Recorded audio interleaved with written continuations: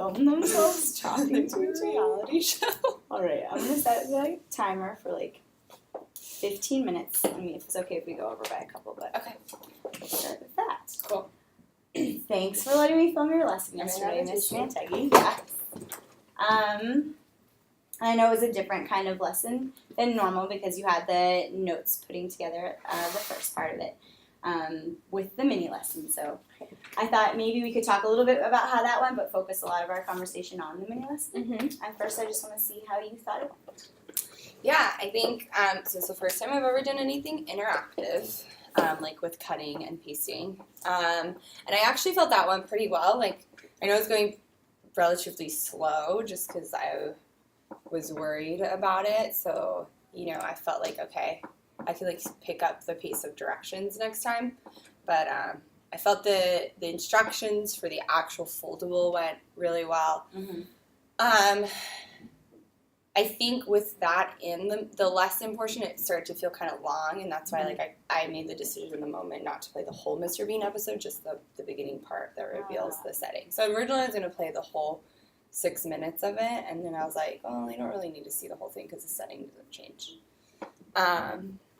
So that's why I did that. And so I feel like it started off pretty well. I feel like they were getting setting, and then I think just the timing, like I started to lose them a little bit at the end, especially when I was giving instructions for the independent reading task. Yeah. I felt like they were kind of like I was losing them a little bit then. Mm-hmm. So, but for first, I think it was nice because I feel like I can do more interactive notebook stuff now because they can handle like the responsibility of that, and I felt like they were generally like kind of excited about doing something different because they were all quiet when they were cutting and pasting and stuff. Yeah. So that was good.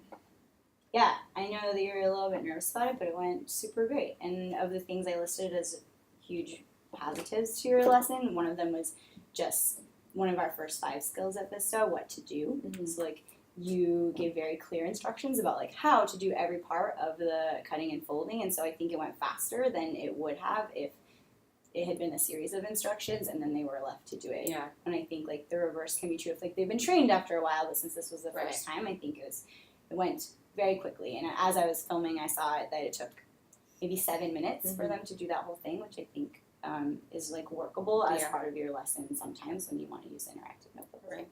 I mean, like, what to do I think is strong overall. Like, with the vocab, the kids were able to, like, do their total physical responses and participate because you're very specific about, like, okay, I'm going to point to these out of order. When I point to them, you're going to say the word and do the motion. And they went with that really seamlessly. And the way that they got to the carpet, they had all the things that they needed. And also your relationship building is always really strong. And what to do is a part of that when you're like, that was a trick question. What is one more thing that you need? Because there's actually 4 things. Like, we need a pencil. But if we want to focus a little bit more of our talk on the mini lesson, although you do bring up a good point that I didn't think about talking about during this, which is, like, what is the role of interactive notebooks? I know it's not something that you've used before in ELA class, and then also just thinking about, I know one of your aims is to not take as many notes. Like, I know last year you took the notes and you put them in the binder, but I think that's, like, a logistical part of the lesson, figuring out what part that has, because I think that goes along with one of my questions. But I want to continue with a couple more positives and then talk about, like, the outcomes and how kids did with setting. Sure. I thought that the scaffolding of going movie to shared book to independent book was perfect for, like, model, guided practice, independent practice, to let them be able to do it in the end by themselves. And then the assessment element with the Post-its, because I was a little worried since it was a week-long lesson that you weren't going to be able to see how they did by the end of this first one, but you're easily able to. And then in terms of planning, it must be so nice to have planned for the whole week. Yeah. And to have, like, the notes that they're really going to use for the whole week. And this is, like, something else they can use for the whole week. Yeah, exactly. This is in a different spot. And it's all super aligned. Like, this looks exactly like what they have in their notebook. It looks like what can be on the wall for the rest of the year as a plot map. And so that seems really great. Yeah. Yeah. I guess to kind of answer, like, why... This is still working. Yeah.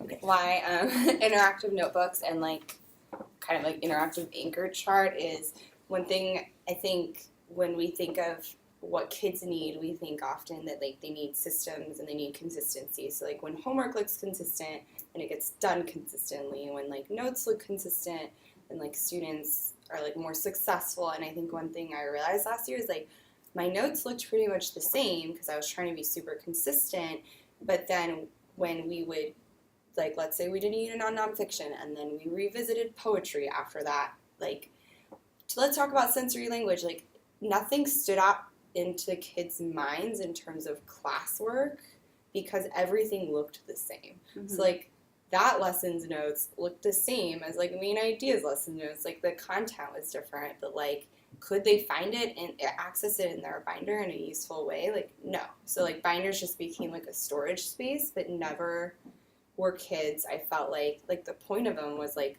that you're building like all your like a visual of like the content you've learned, and like they never really like the things that they referenced were like anytime I made something like this, like a very general like overview of a topic rather than like fill in notes. And so I was like, I just don't think this is helpful, and I'm spending a lot of time on these and they're not having a big impact. And so I felt like the things that kids did remember were like when things in general were more interactive. And so with like plot, it's like it's gonna take them a while, I feel like, to really internalize all this, but it's with the hope that like they will remember this triangle like that has these little flaps, you know, because when I ask like let's go back to plot, like I feel like this will stick out more in their head than just like a piece of paper, you know. And I think the same with anchor charts. Like I'm trying to make my anchor charts more interactive because in the times that I did that more on the fly last year, like with Lit Labs, actually, I felt like kids like reference them the most. So like I'm not just gonna have this poster up, but I want you to actually like have your own space on the poster to show your work, and then this could stay up. You know, I might take the sticky notes down like later or something like that. But I'm just trying to like I feel like I'm in the point in teaching now that like I feel comfortable experimenting with more things. Like management is like comfortable for me, so if like it goes awry, I'm like I feel like I'll be able to like swoop in and do some like that's definitely true. You know, but yeah, so this is kind of a new like approach. I'm trying to be more intentional about making things more purposeful in terms of what I make. Yeah, so do you imagine that when, like, the interplay of the anchor charts and the interactive notebooks will look similar to this? Like, it could be something that's introduced at the beginning of a week or 3 days or however long you want to teach to a topic, because obviously there's, like, lots of isolated skill within teaching plot, and you're doing them day by day, and this isn't the only time you'll teach plot. You'll go like, more in-depth into conflict, more in-depth into characters and how they change later. But do you see that, how they could play together so that you're only spending, like, 7 minutes once a week putting something into the notebook, and then they're interplaying the notebook with the anchor chart on the carpet? Yeah, I definitely, like, I looked at a lot of different, like, because what I gave them was something modified from a reproducible I found on, like, teacher paid teachers. I noticed that. I was going to ask you where you got it. I bought it was like $12. I just bought it. It's a zip file of just, like, tons of great reproducibles, and I actually gave it to 7th grade ELA too, because there's like a lot that's more advanced for our kids, so like really cool interactive stuff that I feel like they could use, because our kids they won't necessarily need to like know different types of internal conflict and things like that.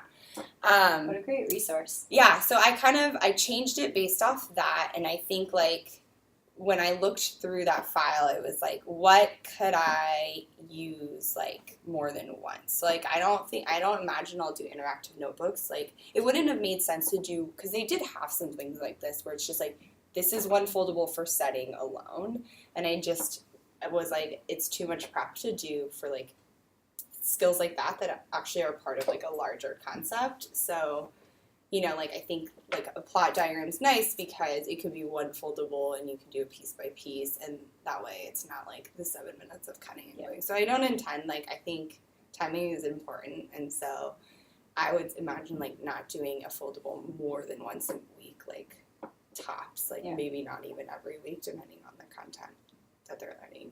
Yeah. And there can be some things that are reinforced in writing instead. So like if you wanted to go back to that setting resource and thought that it was useful how they went in depth, you could use it in a writing lesson instead. Yeah, totally. suggestion, actually. Well, I'm interested to see how this goes for other things like inference and other really Yeah. important skills. Yeah, definitely. Well, one thing that I was wondering and was curious about because I haven't looked over the student work yet was like the connection between how kids did on the carpet and how they did here. Because like a couple of things you said already, like this is something that I like decided on the fly, and I thought this could go. Instead of doing the setting, I'll do the whole plot. Instead of showing the whole Mr. Bean, I'll show part of it. And I thought that you like sold that really well to the kids because I think another thing you did well is prefacing what you do at a certain point. Like, okay, today we're going to do a foldable so we can have this all week. Then we're going to have the lesson on the carpet. And then before you went to the carpet, you said, we're going to watch Mr. Bean. We're going to watch one part of it. Then we're going to watch the rest of it this week. And I thought that wrapped the kids' minds around it really well. But one thing I was thinking about was like your questioning of kids on the carpet and how that would translate to how they could do it by themselves. So there are, as we know, like kids who are more like verbose. And so I know that Bianca participated a couple of times and Jared maybe participated once or twice and Leslie also. And so I'm wondering if like their participation and ability to answer your questions on the carpet translates to them being able to do this really well. And then maybe some kiddos who didn't or might need like a sentence stem written somewhere, had like a little bit harder time grasping it, just because I think that could help us focus your efforts on the carpet so that you don't like have to pull everybody in a group every single time. So minimizing that group to really the kids who need your one-on-one help to understand. So do you want to look at these and see, did they have their names on them? I told them I to put their names on them. Yeah, so some might have not, but you can maybe even separate them out into like, yes, this is an answer that I want to see. Yeah. Maybe this one needs a little bit of guidance and this one needs a lot of work. This would be a good one, I would say. A lot of these kids I kind of like conferred with. Like I know Rodolfo, his writing is not very legible. He seemed to be understanding the concept. This was all him too. You know, I said, well, do you know when it is? And he said, well, I know they're on vacation. So it's like, he said, like, it's probably around, like, a vacation time. So I don't know that it's articulated as well on his actual sticky. But when he was speaking he seemed to kind of, like, he was grasping the concept. So maybe this is, like, this would definitely be, like, he definitely will need help writing it. This would be a low one, Diego. It doesn't seem to be much. Which is interesting because he needed several redirections on the carpet, but in general, like, was following. So I wonder what support he could. Need. Did you talk with Diego about this, or are you basing it mostly on his writing? Just mostly on his writing. So he could have a case like Rodolfo also, where he this would be like Lucial, because he's also one that he answered, it also takes place on the kindergarten bus, and that was, it mentioned the kindergarten bus, but never actually took place. I think his where is pretty good, but I'm not sure about the when. Yeah. Vacation when, last day of school when, Steve looked under his eyes, he died. Yeah, so both of these are a little off on the when at least. Yeah. Let's see. So this is interesting. And it's after school because it is cleaning the school. In the afternoon because Cinderella is a cleaner. I'm not sure. Cleaning happens in the afternoon. I mean, it's interesting because it's like, that does push a little bit of inferencing. And Leslie, I was actually really impressed by. Because she is a little bit of a struggling reader, and she was able to articulate, well, like, you don't go to school in the nighttime, you know, and I thought that was good to see her, like, thinking. Which is what she's maybe doing here, too, Yamile, relating it to her personal experience. Maybe she, like, she sees our custodians are more in the afternoon. I conferred with her. And so, because I asked her about this part, because as they were putting them up, I was kind of glancing in the night. If I had a question, I'd go out if I could get to the kid and ask. I think this is pretty good. This is the 6th grade math Olympics, so it was like an event. Yeah. So I would say that was probably like a more medium. Well, I guess when. It's interesting because when can be an event versus like a right. There's so many nuances. Yeah, I know, and that's that's a challenge with independent reading books too, because I don't know all their books.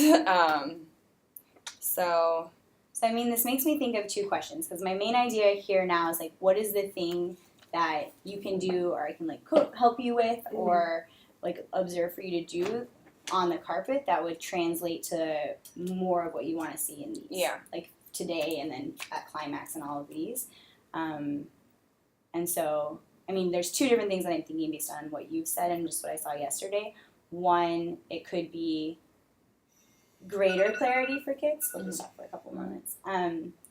Around what each of these means, because you did say, like, it's where, it's when, which is like the base understanding. That's what you want to teach a fifth grader when they're learning about setting, and then being okay with these answers being a little bit deciding what they mean to you. Like, when is when way off? When is the where way off? And so that you can categorize them like this and decide how you want to revisit that with kids, either with another lesson or to pull them. Or another thing that I'm thinking is, could it be in the way that you question them on the carpet and have, like, this stem somewhere and say, okay, like, now we're doing it in an old chapter, now we're doing it in a chapter that we read today. Yeah. Now you're going to do it by yourself in your books. Like, maybe adding one practice with it. Yeah, I think one thing I'm thinking about is, like, this is going to be hard to do in independent reading books because not all of them will have reached this point of their books. And so, like, probably I might do, like, two different texts, like a, like, kind of on-level text and then, like, a lower text. And see, like, so I could get kind of a better idea of, like, so that I have an answer that I'm kind of looking for more, especially by the time we get to the end of the plot diagram. I think it's hard with setting because, like, what I was trying to articulate to them is, like, the setting, there can be, like, so many there are multiple settings, but, like, we really want to think about the one where, like, the majority of the action is really taking place. So, like, when I think of action, like, what does that mean? Like, I think, like, where does the conflict unravel, and where does, like, you know, like, where do all these other parts of the plot, like, really start to, like, happen, and how does that affect them? And it's hard because it's like, well, they haven't learned the rest of the plot. So I feel like it's something we're going to have to, like, circle back to and just, like, dig deeper into, because right now they're very much on just, I mean, the objective was, well, like, just, like, do you know what this term is?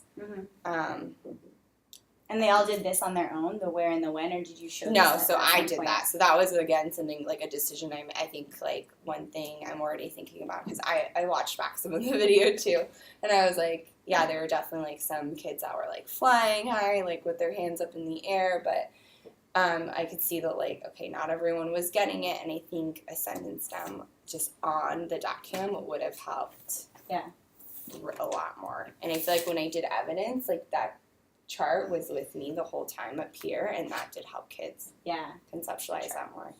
So is that what you think you'll do today? Add a sentence stem? Well, today they're during the mini testing, lesson? so tomorrow, I think what I'll do is maybe just have, like, a very, like, minimal sheet under the dot cam that has, like, a sentence stem. I don't think I'll put it on here, because I don't want to busy this. During the mini lesson and during the and then maybe do one, like, so this is, I just put a sticky note under the dot cam and I wrote where and when, and I could maybe do something like that for the sticky notes too, to start them off, I think would help. Yeah, so that they're able to, so some kids who feel a little reluctant at first can latch onto the sentence stem, or maybe you could even call some kids to use the sentence stem and then transition and say, so now that we're this is how we were saying it in a sentence, on our post-it, we're going to write it like this, and then do the post-it. I'm now thinking, like, something I might just want to put up in the classroom and add to all year would just be an anchor chart or some sort of visual of, like, these things they learn with just the stems. So, like, you know, those, like, sentence strips that I used a lot in Lit Lab, like, when we talk about setting, you know, just, like, the setting takes place in blank, and it could have, like, where written underneath it at blank, you know. Like, motivation, the character blank wants blank, and, like, having something that's just added to that stays up into the classroom might help. Yeah, I think that's important also to make it so it's easy for you to add to it and something the kids have seen before. So if you wrote on a piece of paper whatever sentence stem you use, and then just, like, save it for yourself until you're ready to put that up, like the next day, or that's a good idea. Whatever it is to make that. I have one of those things, but with the long, like, where you can fit the sentence strips. That might be the, like, those file things, you know. They have the pocket charts. Yeah, the pocket charts. Cool. I think we have a really solid action step here, Miss Santegi. Cool. What I recorded as it is that, so in order for like the work on the carpet to translate to mastery on the Post-its, adding a sentence stem underneath the dot cam so that when kids are talking, they can use that sentence stem, hopefully to encourage reluctant participants to use it, and then also to like enable you to help kids that you cold call. Yeah. And then showing them, just planning to show them the Post-it because you already did it. Yeah. Okay. Cool. Okay. Thank you. Thank you for debriefing with me. Yeah. Kelly and I ended on a high five last time we did this.